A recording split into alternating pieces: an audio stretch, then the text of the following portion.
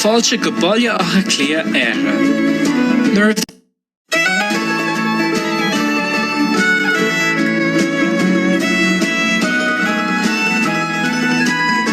Fáilte go baile acha clia éire. Nuair bhéh tú an seo, cinnte go múlaí tú le múnse na héireann.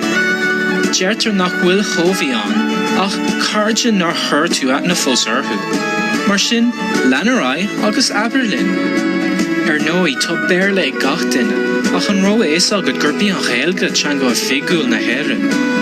Ba taithí agat an seo, nuair bheith beag an gaeilge agat. Feici tú ag gcomharthaí gá hangacha fud na tíre, ach chun í a chluisteal gach lá, cén fó nach rachaí tú go dtí an gaeltacht álinn.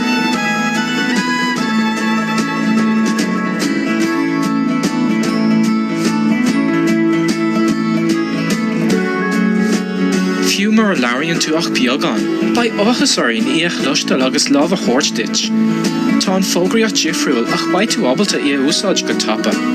Srachaíonn an teanga go hálinn de bharr na difriachtaí atá cinál crua dús. Déan iarracht na phrasaí seo. Conas atá tú? Go maith agus tú féin? Sláinte. Slán. Fiú mura bhfuil tú in éire. Is féidir leat an teanga ólam ar an idir lín. Agus tá go leor acmhainní ar líne ar féidir le carú leat.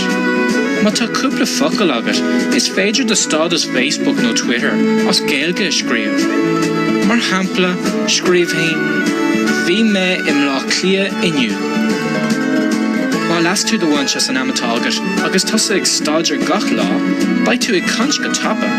Mar sin, cad atá tú ag fánach leis? Tá súil agin go bhfeiceimiid go ngáilthú. Slán agus go néithí leat.